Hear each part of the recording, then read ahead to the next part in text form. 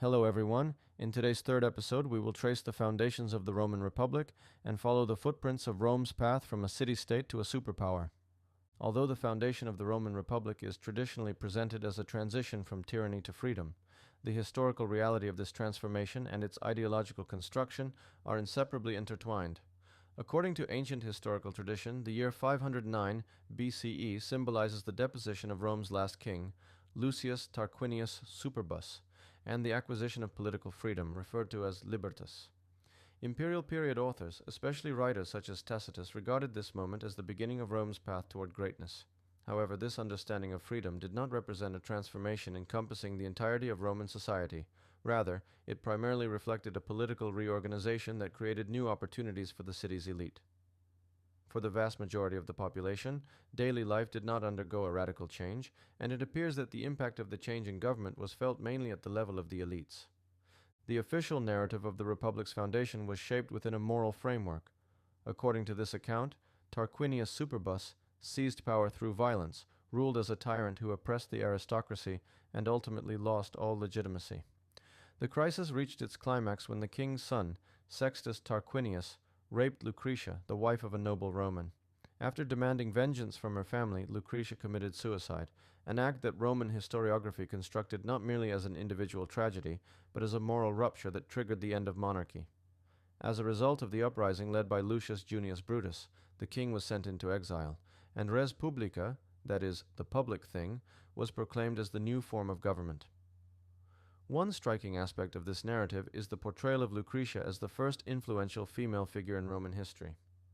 Although Roman society was deeply patriarchal, this episode emphasized that women could occupy central roles in debates over honor, family, and political legitimacy. Modern historiography, however, largely agrees that this dramatic narrative is predominantly a mythological and ideological construction. Archaeological evidence makes it possible to interpret the foundation of the Republic not as the result of a sudden revolution, but as the outcome of a long-term structural transformation. Rome's rapid growth in the 6th century BCE led the city to develop on a scale that could no longer be controlled by a single dynasty in terms of population, economy, and political weight. This situation made a power struggle between the king and leading families inevitable, and may have resulted in a compromise or a forced reorganization that culminated in the abolition of monarchy. In this context, the fall of kingship is interpreted less as a popular uprising against tyranny than as a redistribution of power among elites. Continuities between the early phases of the Republic and the regal period further support this interpretation. Apart from the division of royal authority between two consuls serving annual terms, fundamental political institutions such as the Senate and popular assemblies largely continued to exist. What was new was the removal of hereditary power and its rotation among elite families through annually elected magistracies. This arrangement not only prevented the permanent dominance of a single family, but also created an environment of intense competition within the aristocracy. Over time, the incorporation of new families into Rome further intensified this competition and gradually increased the political weight of the popular assemblies. The narratives surrounding Lucretia, Brutus, and Tarquinius functioned less as literal records of historical events than as foundational myths reflecting how Roman elites wished to see themselves. Especially in the final century of the Republic, when another Brutus assassinated Julius Caesar in opposition to tyranny, early Republican narratives gained renewed relevance and became available for reuse in political discourse. Consequently, the birth of the Roman Republic represents not only a regime change, but also the historical and ideological construction of concepts such as freedom, power sharing, and elite competition that form the foundation of Roman political culture. This process also offers a key to understanding the flexibility and adaptability underlying Rome's long-lasting political structure. The transformation that accompanied Rome's transition to the Republic marked the beginning of a long-term, multi-dimensional process that enabled a relatively modest city-state to evolve into the greatest political power of the Mediterranean world. Following the abolition of monarchy, Rome was forced to redefine its identity and political orientation. Initially existing as one city among many in central Italy, within a few centuries it became a power dominating all of Italy and then the Western Mediterranean. This rise was not the result of a predetermined or inevitable destiny, but rather the product of a combination of military organization, political flexibility, management of social tensions, and pragmatic relations with external communities. From the early Republic onward, the primary occupation of Roman men was soldiering. Difficult wars against the Etruscans, Samnites, and the Latin League enabled Rome to establish superiority over its rivals in Italy. Yet Rome's success did not rest solely on military victories. The policies pursued after these victories were equally decisive. Conquered or allied communities were offered treaties, limited rights, and in some cases citizenship. This approach expanded Rome's military capacity by integrating allied communities into the Roman army, making warfare in distant regions possible. The most striking outcome of this policy was the long and destructive Punic Wars against Carthage. The decisive victory at Zama in 202 BCE made Rome the undisputed master of the western Mediterranean. Most written sources on the Republican period were composed centuries after the events they describe, shaping their narratives in line with the political concerns of their own times. One recurring theme in these sources is the social and political tension between patricians and plebeians. Patricians, who formed the Roman aristocracy, legitimized their privileged status by tracing their origins back to the first senators appointed by Romulus, while plebeians, who constituted the majority of the population, were long excluded from political rights. Rome's enrichment through conquest made this inequality increasingly visible. Plebeian farmers, who bore heavy burdens in war, remained marginalized in the distribution of spoils and land. Debt and debt bondage posed serious threats to plebeians during this period, deepening social unrest. These tensions gave rise to a prolonged political struggle known as the Conflict of the Orders throughout the 5th and 4th centuries. BCE collective protests, such as the plebeians' withdrawal from the city to the Sacred Mount, forced the aristocracy to make concessions and led to the emergence of new institutions such as the office of the plebeian tribune. Although tribunes were tasked with protecting plebeian interests, they did not fundamentally undermine the dominance of the Senate. Instead, they provided a legitimate political channel through which plebeian demands could be expressed. The 12 Tables, dated to 450 BCE, constituted the first written compilation of Roman law, introducing certain guarantees regarding property rights and judicial procedures, and alleviating some of the most pressing grievances of the plebeians by limiting debt bondage. Nevertheless, patrician dominance was never entirely eliminated, and political equality remained a fragmented and fragile process. The growth of the Republic was made possible not only through the management of internal tensions, but also through cultural and institutional influences drawn from the outside world. Rather than completely destroying the cultures of conquered or contacted societies, Rome adopted them selectively. Greek literature, law, religion, and architecture played a decisive role in shaping Roman culture, and much of early Latin literature began as translations of Greek works. At the same time, Roman society, like the Greek world, was deeply dependent on slavery. The rapid development of public buildings, roads, aqueducts, and infrastructure during the Republican period relied heavily on enslaved labor. This reality clearly reveals the social cost underlying Rome's institutional and material achievements. As the Republic advanced, the living standards of Roman elites rose dramatically. Luxury consumption, magnificent residences, and monumental public buildings became symbols of Roman power. This prosperity, however, was made possible through grain subsidies and tax exemptions for Roman citizens, alongside the systematic extraction of resources from populations living in imperial territories. Communities in the provinces paid the price of Rome's military and political success through heavy taxation and the forced requisition of goods. In conclusion, the rise of the Roman Republic should be understood not as the simple sum of military conquests, but as a complex process in which internal social conflicts were partially balanced. Elite competition was institutionalized, external cultures were pragmatically absorbed, and widespread exploitation of labor formed a structural foundation. Rome's transformation from a city-state into a superpower was made possible by the continuity and adaptability of this multi-layered system, and the Republican period laid the foundations of Rome's later imperial order through these tensions and compromises. Rome's relationship with the Greek world took shape as a tense and contradictory sphere of interaction in which military conquest and cultural dependence coexisted. While Rome subjected Greek cities and kingdoms politically and militarily, it simultaneously felt deep admiration and anxiety toward their cultural heritage.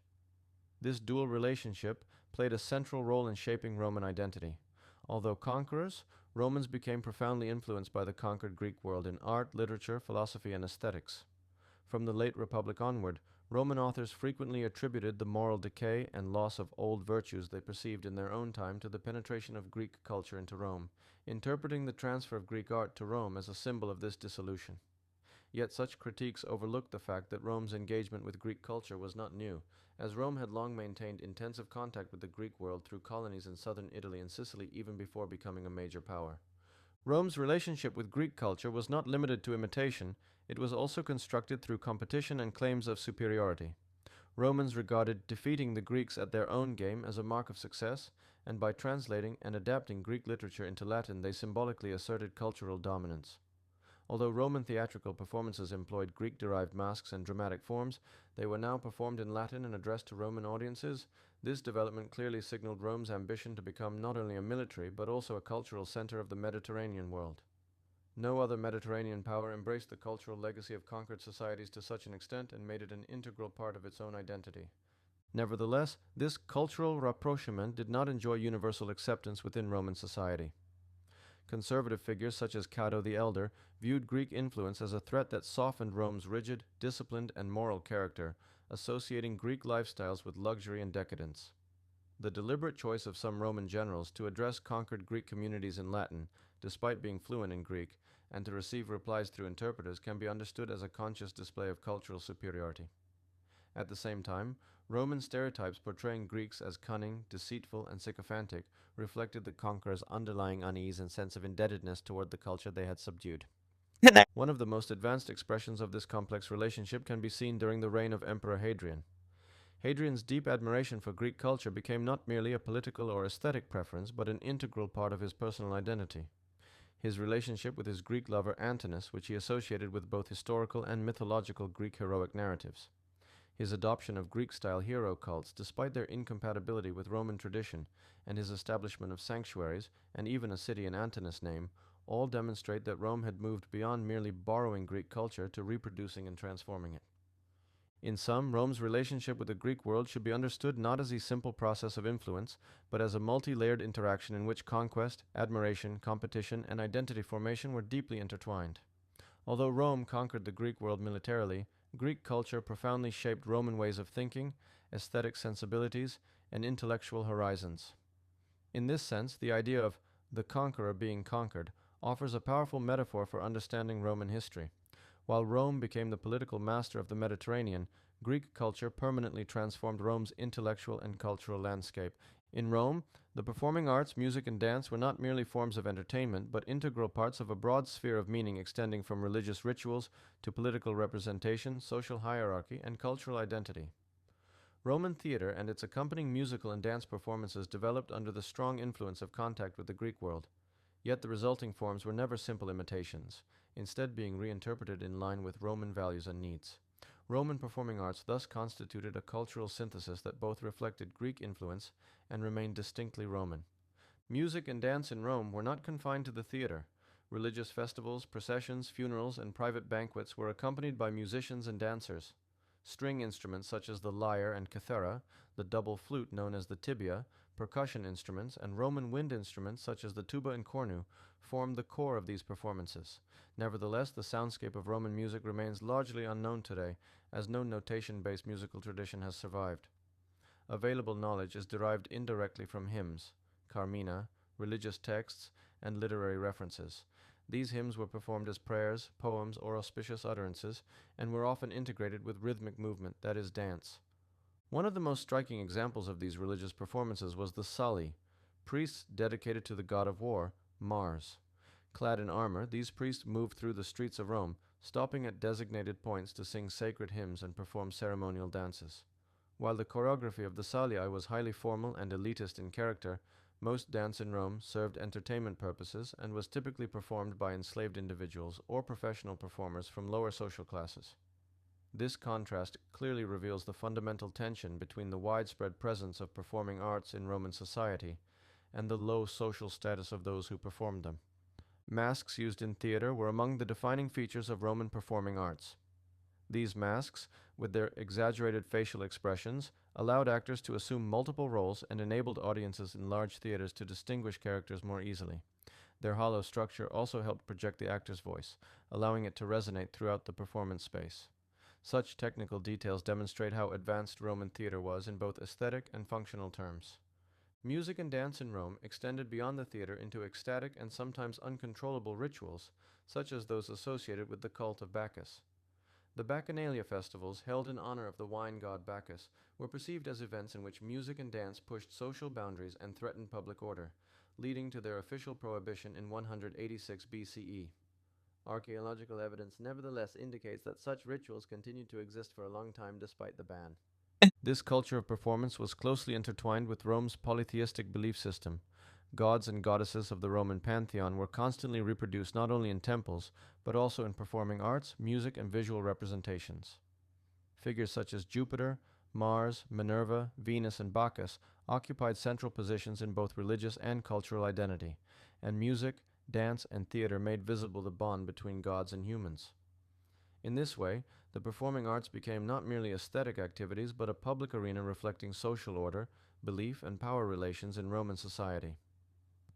In conclusion, theater, music, and dance in Rome represented far more than everyday entertainment. These performances functioned as powerful instruments reflecting cultural contact with the Greek world, as well as Roman social hierarchy, moral concerns, religious practices, and political ideals. Every movement on stage, every hymn sung, and every melody played offers indispensable clues for understanding how Rome perceived itself and how it wished to be seen by others. With this, we have reached the end of today's episode. In the next episode, we will continue to examine the Roman Republic from different perspectives. Please continue to follow us.